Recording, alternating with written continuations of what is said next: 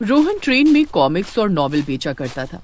उसे बचपन से पढ़ने का बहुत शौक था, लेकिन गरीबी के कारण वो पढ़ नहीं सकता था। हरिनगर रेलवे स्टेशन पर ट्रेन रुकी, तभी अपने हाथों में किताबें लेकर रोहन ट्रेन पर चढ़ता है। कॉमिक्स ले लो, बच्चों के लिए कहानी की किताबें ले लो। बाबूजी, कहानी की किताबें ले लो। आप अपने लिए नॉवेल ले लो, मेरे पास बहुत अच्छे अच्छे नॉवेल हैं। मुझे नहीं चाहिए। ले लो ना बाबूजी। ए लड़के, मैंने कहा ना मुझे नहीं चाहिए, क्यों परेशान कर रहा है? रागीर की डांट सुनकर रोहन अपनी किताबें लेकर दूसरे डब्बे में चला जाता है और किताबें बेचने लगता है। तभी रोहन की नजर एक युवक पर पड़ती है। आंखों पर चश्मा और चेहरे पर गंभीर भाव के साथ वो युवक एक इंग्लिश नॉवेल पढ़ रहा था। रोहन उस युवक के पास आता है। बाबूजी, क्या आप कोई नॉवेल खरीदेंगे? मेरे पास बहुत अच्छे अच्छे नॉवेल हैं, आपको पसंद आएंगी। क्या तुम्हारे पास रेणु जी की किताबें हैं? हाँ है ना बाबूजी। मेला आंचल, जुलूस, कितने चौराहे, पलटू बाबू रोड, ये 4 किताबें हैं। आपको कौन सी दूं? कितने चौराहे दे दो। ये लीजिए बाबूजी। युवक ने रोहन से किताब लेकर उसे पैसे दिए। रोहन पैसे लेकर आगे बढ़ गया और किताबें बेचने लगा। कॉमिक्स ले लो, बच्चों के लिए कहानी की किताबें ले लो। ट्रेन खुलने वाली थी। रोहन ट्रेन से नीचे उतर जाता है और रेलवे स्टेशन पर किताबें बेचने लगता है। ए लड़के, एक कॉमिक्स देना। ये लीजिए बाबूजी। कितने पैसे हुए? 20 रुपए हुए बाबूजी। किताबें बेचते हुए रात हो जाती है। रोहन अब अपने घर जाता है। आज तो पूरे 200 रुपए मिले हैं, इसमें से 100 रुपए अलग निकाल कर रख लेता हूँ, बच्चों की पढ़ाई में काम आएंगे। रोहन 100 रुपए से खाने का सामान खरीदता है और 100 रुपए अपनी जेब में रख लेता है। रोहन के घर पर उसके साथ 3 बच्चे और रहते थे। उसके घर पहुंचते ही तीनों बच्चे उसे घेर लेते हैं। रोहन भैया, आज तुम हमारे लिए खाना लाए हो ना? हाँ, मैं तुम सबके लिए खाना लाया हूँ। रोहन सबके लिए प्लेट में खाना निकालता है। चारों खाना खाने लगते हैं, लेकिन खाना कम पड़ जाता है। रोहन भैया, आप अपने साथ हमें भी क्यों नहीं ले चलते? हम तीनों भी ट्रेन में किताबें बेचेंगे तो हमें ज्यादा पैसे मिलेंगे, फिर खाना खरीदने के लिए पैसे कम नहीं पड़ेंगे। नहीं विक्कू, तुम लोग ये काम नहीं करोगे। मैं किताबें बेचूंगा।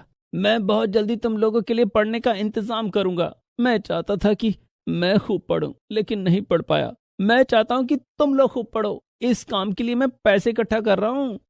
चारों खाना खाकर सो जाते हैं। दूसरे दिन रोहन किताबें बेचने निकल जाता है। उस दिन भी रोहन को ट्रेन में वही युवक मिलता है। वो युवक रोहन से आज भी एक नॉवेल खरीदता है। वो युवक रोहन से रोज नई नई किताब लाने के लिए कहता और रोहन उसे रोज एक नई किताब ला कर देता। इससे रोहन की भी अच्छी कमाई हो जाती थी। एक दिन की बात है। रोज की तरह रोहन किताबें बेचने के लिए हरिनगर रेलवे स्टेशन गया, लेकिन उस दिन ट्रेन नहीं आई। बहुत सारे यात्री ट्रेन का इंतजार कर रहे थे, लेकिन रात होने पर भी ट्रेन नहीं आई। नवंबर का महीना था। ठंड की शुरुआत हो चुकी थी। रोहन ने देखा स्टेशन पर वही युवक बैठा हुआ था जो रोहन से रोज किताबें खरीदा करता था। रोहन युवक के पास जाता है। बाबूजी, आज ट्रेन नहीं आई, आप घर कैसे जाओगे? आपका घर कहाँ है? मैं राजापुर गांव का रहने वाला हूँ। यहाँ हरिनगर में बच्चों को पढ़ाने आता हूँ। हरिनगर से राजापुर के लिए यही एक ट्रेन जाती है। लगता है आज ट्रेन नहीं आएगी, रात प्लेटफॉर्म पर बितानी पड़ेगी। बाबूजी, आज आप मेरे घर चलो। रात हो चुकी है, ठंड बढ़ रही है। पूरी रात यहाँ रहोगे तो आपको ठंड लग जाएगी। मुझे कुछ नहीं होगा, तुम मेरी चिंता मत करो। आपकी चिंता कैसे ना करूं बाबूजी? एक आप ही तो हैं जो रोज मुझसे नॉवल खरीदते हैं। मेरी थोड़ी बहुत कमाई हो जाती है। आप मेरे साथ मेरे घर चलो। रोहन जिद करने लगता है। ठीक है, चलो। वो युवक रोहन के साथ उसके घर जाता है। वहाँ वो देखता है कि घर में 3 बच्चे और हैं। ये बच्चे तुम्हारे भाई बहन है क्या? नहीं बाबूजी, ये मेरी तरह अनाथ बच्चे हैं। आज से 5 साल पहले हरिनगर रेलवे स्टेशन पर मेरे माता पिता ट्रेन एक्सीडेंट में मारे गए थे। तब से मैं इसी स्टेशन पर किताबें बेचता हूँ। मुझे पढ़ने का बहुत शौक था, लेकिन माता पिता के चले जाने के कारण पढ़ नहीं सका। ये बच्चे चिंटू, मीनू और विक्कू हैं। ये तीनों मुझे हरिनगर रेलवे स्टेशन पर भीख मांगते हुए मिले थे। मैं इन्हें अपने घर ले आया। किताबें बेचकर जो पैसे मिलते हैं उन्हें इकट्ठा करता हूँ, जिसमें आपका योगदान सबसे ज्यादा है। उन पैसों से इन बच्चों को पढ़ाऊंगा। युवक ने देखा कि रोहन के घर में न सोने के लिए बिस्तर है और न ओढ़ने के लिए कंबल। फिर भी उसके मन में उन अनाथ बच्चों को पढ़ाने के लिए जो लगन और इच्छा थी, वो युवक के मन पर गहरा असर करती है। रोहन भैया, ये अंकल कौन है? क्या ये हमारे लिए गर्म कपड़े और खाना लाए हैं? नहीं चिंटू, ये अंकल रोज मुझसे किताबें खरीदते हैं। ये वही अंकल हैं जिनके दिए हुए पैसे हम रोज गुल्लक में जमा करते हैं। हाँ मीनू, ये वही अंकल हैं। मीनू बेटी, अब मैं तुम सब बच्चों को रोज पढ़ाऊंगा। बाबूजी, क्या आप सच कह रहे हो? हाँ रोहन, मेरा नाम विनीत है। मैं हरिनगर के सरकारी स्कूल में टीचर हूँ। राजापुर से रोज यहाँ बच्चों को पढ़ाने आता हूँ। आज जब तुम्हारे घर आया और तुम्हारी सच्चाई सुनकर मेरी आंखें खुल गई हैं। इन बच्चों को पढ़ाने का तुम्हारा जज्बा देखकर मेरा दिल गदगद हो गया। मैं तुम्हारा सपना पूरा करूंगा। मैं स्कूल की नौकरी छोड़कर तुम्हें और इन बच्चों को मुफ्त में पढ़ाऊंगा। विनीत सर, लेकिन हम लोग कहाँ पढ़ेंगे? मेरे पास इतने पैसे तो नहीं है कि तुम लोगों के लिए स्कूल खोल सकूं, लेकिन कोई ना कोई रास्ता जरूर निकल आएगा। विनीत सर, आप हमें बाहर पेड़ की छांव में पढ़ा सकते हैं। हाँ सर, हमारे घर के बाहर पीपल का पेड़ है जो बहुत घना और छायादार है। हम वहीं पढ़ेंगे। ठीक है बच्चों, तो कल से तुम लोगों का स्कूल पेड़ के नीचे लगेगा। दूसरे दिन से विनीत चारों बच्चों को पेड़ के नीचे पढ़ाने लगता है। लेकिन जैसे जैसे दिन बीत रहे थे, ठंड बढ़ती जा रही थी। दिसंबर का महीना आ गया था। सर, मुझे बहुत ठंड लग रही है। पेड़ के पत्तों से ओस की बूंदें गिर रही हैं और जमीन भी गीली है। रोहन ने देखा मीनू ठंड से कांप रही थी। विनीत सर, ठंड से हम सब बीमार पड़ जाएंगे। हम पेड़ के नीचे नहीं पढ़ सकते। तुम ठीक कह रहे रोहन। तुम लोगों को पढ़ाने के लिए मुझे कोई और जगह ढूंढनी होगी। मैं जगह की तलाश करता हूँ। तब तक तुम लोग घर जाकर आराम करो। सारे बच्चे अपने अपने घर चले जाते हैं। पढ़ाई रुक जाने के कारण बच्चे उदास हो गए। एक दिन रोहन रोज की तरह ट्रेन में किताबें बेच रहा था। साहब, कॉमिक्स ले लो, ट्रेन में आपका टाइम पास हो जाएगा। मुझे कॉमिक्स नहीं चाहिए। ले लो ना साहब, अपने लिए ना सही, अपने बच्चों के लिए ले लो। ठीक है, दे दो। रोहन एक कॉमिक्स उस यात्री को दे देता है। कितने पैसे हुए?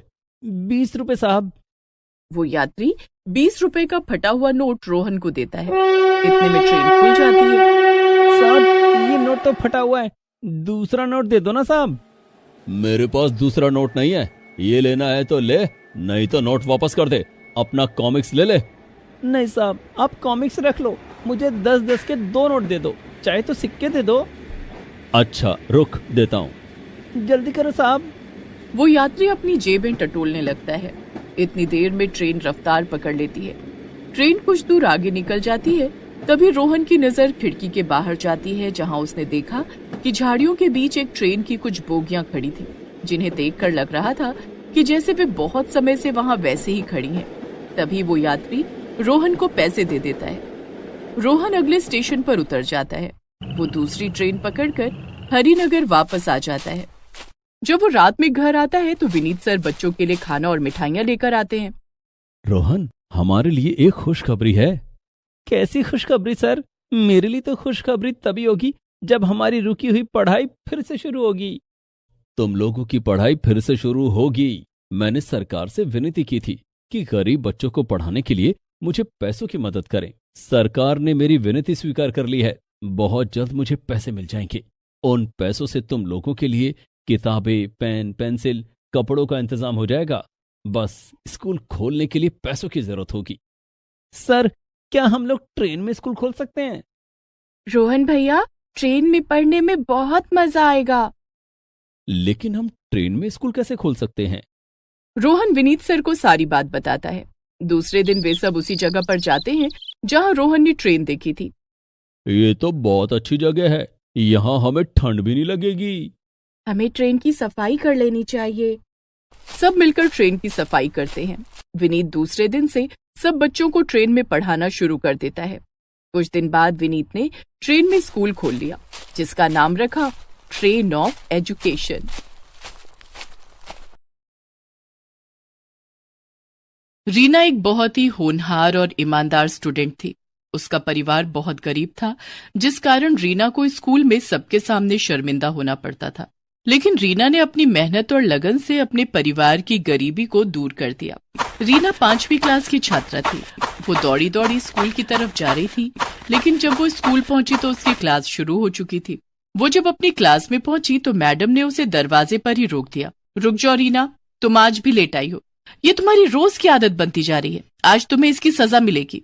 लेकिन मैडम, मैंने जानबूझकर लेट नहीं किया। मैं कुछ नहीं सुनना चाहती, आज तुम सारा दिन क्लास के बाहर खड़ी रहोगी। रीना ने मैडम की बात का कोई जवाब नहीं दिया और चुपचाप क्लास के बाहर खड़ी हो गई। दरअसल रीना के घर से स्कूल की दूरी पूरे 5 किलोमीटर थी। रीना अपने घर से स्कूल तक रोज पैदल आया करती थी, क्योंकि उसके पास रिक्शे या स्कूल बस का किराया देने के लिए पैसे नहीं थे। रीना के माता पिता बहुत ही गरीब थे। रीना के पिता सब्जी बेचा करते थे। उससे उनकी जो कमाई होती, उससे उनका गुजारा किसी तरह से चल पाता था। लेकिन रीना के माता पिता रीना को पढ़ाना चाहते थे, इसलिए उन्होंने रीना का एडमिशन स्कूल में करवा दिया था। उस दिन रीना क्लास के बाहर खड़ी रही, लेकिन उसका सारा ध्यान क्लास के अंदर पढ़ा रही मैडम पर था। वो उनकी पढ़ाई हुई सारी बातें अपने दिमाग में नोट कर रही थी। रीना पढ़ने लिखने में बहुत होशियार थी। जब सारा दिन खत्म हो गया तो मैडम ने रीना को क्लास के अंदर बुलाया और कहा, रीना, कल से समय पर स्कूल आना, नहीं तो तुम्हें स्कूल में एंट्री नहीं मिलेगी। और ये क्या है, अभी तक तुमने नई स्कूल ड्रेस नहीं सिलवाई है। तुम्हारी शर्ट में कितने पैबंद लगे हुए हैं। मैडम, मैंने मम्मी पापा से कहा था, लेकिन अभी उनके पास पैसे नहीं हैं। जब पैसे होंगे तो वो मेरे लिए नई स्कूल ड्रेस ला देंगे। ठीक है, अब तुम घर जाओ। रीना के फटे हुए स्कूल ड्रेस को लेकर क्लास की लड़कियां उसका बहुत मजाक उड़ाती थी, लेकिन रीना किसी से कुछ नहीं कहती। रीना स्कूल से पैदल घर आ गई। घर आने के बाद उसने मैडम की पढ़ाई हुई सारी चीजें फिर से रिवीजन की। पढ़ाई से जो वक्त मिलता था, रीना उस समय में सब्जी बेचने में अपने माता पिता की मदद करती थी। वो सब्जी बेचते हुए भी अपनी पढ़ाई करती रहती थी। धीरे धीरे समय बीतता गया और रीना ने 5वीं क्लास की परीक्षा पास कर ली। वो अपनी क्लास में अव्वल आई थी। घर आकर रीना ने ये बात अपने माता पिता को बताई। रीना बिटिया, ये तो बहुत अच्छी बात है। तू खूब मन लगाकर पढ़ाई कर, देखना एक दिन तू बहुत बड़ी अफसर बनेगी। लेकिन बाबा, इस बार मैं पुरानी किताबों से नहीं पढ़ूंगी। इस बार मुझे भी नई किताबें चाहिए। मेरी पुरानी किताबें देखकर मेरी सहेलियां मेरा मजाक उड़ाती हैं। रीना के माता पिता के पास इतने पैसे नहीं थे कि वो उसे नई किताबें ला कर देते, इसलिए रीना अपने किसी सीनियर से सेकंड हैंड किताबें कम कीमत में खरीद लेती थी। लेकिन इस बार रीना ने किशोर से नई किताबों की डिमांड कर दी थी। रीना की बात सुनकर किशोर परेशान हो गया। किशोर को इस तरह से परेशान देखकर रीना की माँ तारा ने रीना से कहा, रीना बेटी, तुझे पढ़ाई करने से मतलब है या नई किताब से? पढ़ाई से। तो पढ़ाई पुरानी किताब से भी हो सकती है। किताबें नई या पुरानी होने से कुछ नहीं होता। नई किताब में जो बातें लिखी होंगी वही तो पुरानी किताब में भी लिखी होंगी, इसलिए तू पुरानी किताब से पढ़ाई कर ले। ठीक है माँ। रीना इस बार भी अपने किसी सीनियर की पुरानी किताब सस्ते दाम में खरीद लेती है। रीना की पुरानी किताब देखकर उसकी सहेलियां हंसकर उसका मजाक उड़ाने लगी। रीना, नई क्लास में भी फटी हुई किताब? इन किताबों में तो कवर लगाने की भी जगह नहीं है। मेरी किताब पुरानी और फटी है तो क्या हुआ, देखना मैं इस बार भी क्लास में अव्वल आऊंगी। रीना इस बार और भी ज्यादा मन लगाकर पढ़ाई करने लगी। रीना अपने घर के हालात जानती थी, इसलिए वो कभी अपने माता पिता से किसी चीज की डिमांड नहीं करती थी। दूसरे बच्चों की तरह वो लंच में तरह तरह के पकवान नहीं लाती थी। एक दिन स्कूल में लंच के समय, चल रीना, खाना खाते हैं, बहुत भूख लगी है। ठीक है। पिंकी ने अपना लंच बॉक्स खोलकर देखा तो उसमें आज फ्राइड राइस और चिली पनीर रखे थे। अरे वाह, आज मम्मी ने मेरी फेवरेट डिश दी है, इसे खाकर बड़ा मजा आएगा। पिंकी का लंच देखकर रीना अपना डब्बा खोलने की हिम्मत नहीं कर पा रही थी। तभी कीर्ति भी अपना लंच बॉक्स लेकर वहां आ गई। कीर्ति, तू आज लंच में क्या लाई है? कीर्ति ने अपना लंच बॉक्स खोला। आज मम्मी ने पूरी और शाही कोफ्ते दिए हैं। अरे वाह। रीना, तू लंच में क्या लाई है? तू भी अपना डब्बा खोल। मैं आज लंच नहीं लाई, लेकिन मैंने तो तुझे अपने बैग से लंच बॉक्स निकालते हुए देखा था, तूने उसे वापस क्यों रख दिया? पिंकी ने रीना के बैग में से उसका लंच बॉक्स निकाल लिया। दोनों सहेलियों ने जब रीना का लंच बॉक्स खोला तो उसमें गुड़ और 2 सूखी रोटी रखे हुए थे। अरे रीना, तेरी मम्मी ने लंच में रोटी और गुड़ दिया है, ले तू हमारा खाना खा ले। नहीं, तुम लोग अपना खाना खाओ, मुझे तो गुड़ और रोटी खाने की आदत है, मैं यही खा लूंगी। अरे हमारा खाना टेस्ट करके देख, ऐसा टेस्टी खाना तूने कभी नहीं खाया होगा। रीना को पिंकी की ये बात बहुत बुरी लगती है। उसकी आंखों से आंसू छलक आते हैं। वो चुपचाप अपना लंच बॉक्स लेकर क्लासरूम से बाहर आ जाती है और गैलरी में बैठकर खाना खा लेती है। रीना इसी तरह संघर्ष करके अपनी पढ़ाई कर रही थी। चाहे कितनी भी परेशानियां और रुकावटें आए, लेकिन वो पढ़ाई में हमेशा अव्वल रहती। एक दिन रीना के बाबा, रीना अब 7वीं कक्षा में पहुंच गई है। वो अब बड़ी हो रही है। उसके पुराने स्कूल ड्रेस छोटे हो गए हैं और कई जगह से फट भी गए हैं। इस बार हमें उसके लिए नई स्कूल ड्रेस सिलवानी ही पड़ेगी। मैं समझता हूँ रीना की माँ, लेकिन मैं क्या करूँ? तुम तो जानती ही हो कि सब्जी बेचकर हमें 2 वक्त की रोटी पानी किसी तरह से मिल रही है। अगर इस बार रीना के लिए नई स्कूल ड्रेस खरीद ली तो उसकी किताबें नहीं खरीद पाऊंगा। रीना के बाबा, मैं सोच रही थी कि रीना के स्कूल जाने के बाद मैं सारा दिन खाली रहती हूँ। आप भी सब्जियां बेचने बाजार चले जाते हैं, तो क्यों ना मैं भी कोई काम कर लूं। इससे 2 पैसे ज्यादा आएंगे और रीना की पढ़ाई में वो पैसे काम आएंगे। ठीक है रीना की माँ, ऐसा ही कर लो। कम से कम रीना के लिए नई स्कूल ड्रेस और नई किताबें तो आ जाएंगी। रीना अपने माता पिता की बातें सुन रही थी। वो मन ही मन सोचती है, माँ पिताजी, आप दोनों मेरी पढ़ाई के लिए जितनी मेहनत कर रहे हैं, मैं वादा करती हूँ कि मैं एक दिन आप दोनों को दुनिया की सारी खुशियां दूंगी। दूसरे दिन से तारा कुछ घरों में काम करने लगती है। वो दूसरों के घरों में झाड़ू पोछा और बर्तन धोने का काम करती है। तारा ने अपनी मालकिन से कुछ पैसे उधार लेकर रीना के लिए नई स्कूल ड्रेस और नई किताबें खरीदी। लेकिन ये बात रीना की सहेलियों को पता चल जाती है, क्योंकि रीना की माँ जहाँ काम करती थी वो कोई और नहीं, कीर्ति और पिंकी का ही घर था। एक दिन, अरे रीना, नई स्कूल ड्रेस और इस बार तो नई किताबें भी। हाँ, क्योंकि रीना की माँ अब जॉब करने लगी है। उन्होंने कल ही तो मेरी मम्मी से एडवांस लिया था। उन्हीं पैसों से रीना की नई स्कूल ड्रेस और नई किताबें आई हैं। हाँ यार, रीना की मम्मी मेरे घर में भी काम करती है। मेरे घर में आज छोले भटूरे बने हैं। मैंने मम्मी से कह दिया कि थोड़े से छोले भटूरे रीना की मम्मी को भी दे दे। रीना, आज घर जाने के बाद तुझे छोले भटूरे खाने को मिलेंगे। आखिर तुझे भी तो अच्छा खाने का स्वाद पता चलना चाहिए। अच्छा खाना खाकर भी अगर पढ़ाई में मन न लगे तो उस खाने का क्या फायदा। खाना तो वही अच्छा होता है जिसे खाने के बाद दिमाग तंदुरुस्त रहे और पढ़ाई में खूब मन लगे। रीना का 2 टूक जवाब सुनकर पिंकी और कीर्ति का चेहरा देखने लायक था। दोनों सहेलियों ने चुप रहने में ही अपनी भलाई समझी। धीरे धीरे समय गुजरता गया और रीना 7वीं से 8वीं और 8वीं से 9वीं और 9वीं से 10वीं कक्षा में आ गई। वो हर कक्षा में अव्वल आती। रीना बेटिया, तू अब 10वीं कक्षा में आ गई है। खूब ध्यान से पढ़ाई करना। तुझे अपनी पढ़ाई आगे भी जारी रखनी है। पिताजी, मैं खूब मेहनत करूंगी। आप देखना, मैं पूरे स्कूल में टॉप करूंगी। रीना खूब मेहनत करने लगी। शाम को स्कूल से आने के बाद वो पढ़ाई में जुट जाती। क्लास में टीचर के पूछे गए हर सवाल का रीना सबसे पहले और सही जवाब देती। पैदल स्कूल आना और पैदल घर जाना भी रीना के हौसले को तोड़ता नहीं, बल्कि और बढ़ा देता था। धीरे धीरे दिन बीत गए और 10वीं की परीक्षा का दिन भी आ गया। रीना, ये ले, दही चीनी खाकर जा, परीक्षा अच्छे से दे पाएगी। रीना ने पैर छूकर अपने माता पिता का आशीर्वाद लिया और परीक्षा देने पैदल घर से निकल पड़ी। लेकिन रास्ते में ही उसका जूता टूट गया। ओह, इसे भी अभी टूटना था। समय पर परीक्षा सेंटर नहीं पहुंची तो परीक्षा नहीं दे पाऊंगी। मुझे वहां तक जाना ही होगा। रीना ने अपने टूटे हुए जूतों को उतारकर हाथों में ले लिया और खाली पैर ही परीक्षा सेंटर की तरफ जाने लगी। चलते चलते उसके पैरों में छाले पड़ गए, लेकिन रीना के कदम परीक्षा सेंटर पर जाकर ही रुके। रीना ने अच्छे से अपनी परीक्षा दी।